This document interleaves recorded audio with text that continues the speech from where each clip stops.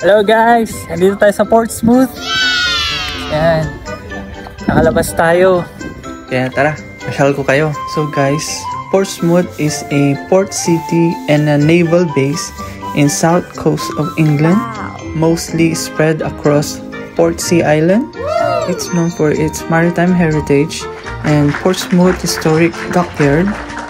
But other than that, kilala siya bilang one of the shopping center dito sa England. Kasi ang daming shop dito, all kinds. Shoes, bag, damit, meron sila dito. So, mostly dito nagkakaroon ng sale, especially sa shoes. Kaya dito kami napunta kasi I'm planning to buy shoes.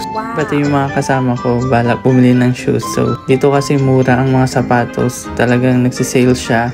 So, tara guys, samahan niyo ako. Kasama namin si baby din guys from London. Napasyal na rin siya dito sa Portsmouth.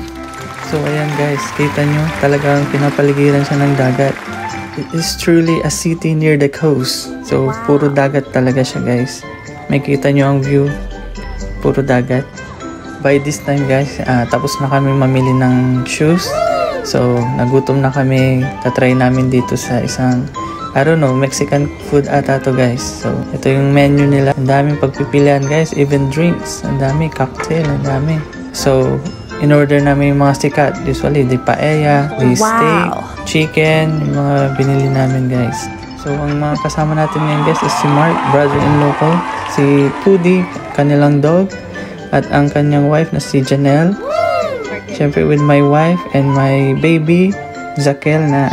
Yan, tulog siya. Pero nung mag-start na kami kumain, nagising ulit. So, talagang salitan kami ni Mrs. para magpatulog sa kanya. During this time, hindi pa kami makapili ng orderin namin. Pero ako, nag-suggest na ako. Sige, order na tayo ng paella. Tapos yung steak. Tapos, ayun, nagtuloy-tuloy na. Nag-order na kami ng chicken din. Pati pork, nag-order na kami para kompleto na. So, ako inatasan nila mag-order sa loob. So, yan. Ito siya sa loob, guys. May bar siya sa loob. By the way, the name of the restaurant is Chiquito. I'm sure, guys, familiar kayo sa name na Chiquito. Yes, may pagkain tayo sa Pinas na Chiquito ang name. Yung mani siya, coated siya na mani. Diba? Childhood siya, guys. Ito na pala yung in-order namin, guys. Sabay-sabay siya dumating. So, yun ang chicken, pork. Ito steak, yung paella. Itong in-order ko guys, sinubukan ko yung peach iced tea nila kung masarap. Okay naman siya guys.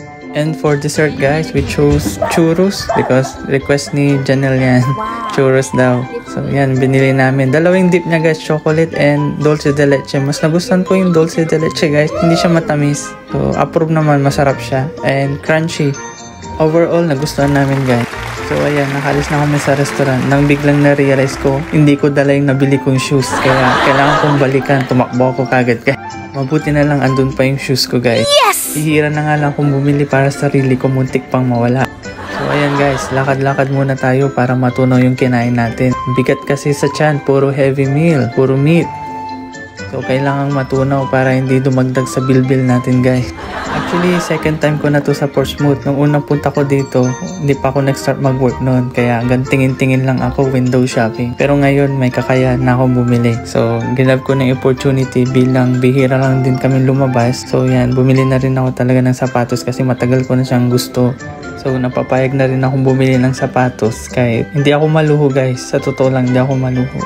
Kailangan ko lang talaga yung sapatos guys kasi nung dumating ako dito sa UK, dalawang shoes lang yung dala ko. Yung isa, masakit sa paa. Kaya hindi ko masyadong nasusuot. Tapos yung isa pang duty ko guys. So wala akong panglakad na shoes. Pati running shoes wala ako. So kailangan ko talagang bumili. So yun na. Napabili na ako finally. So yan guys.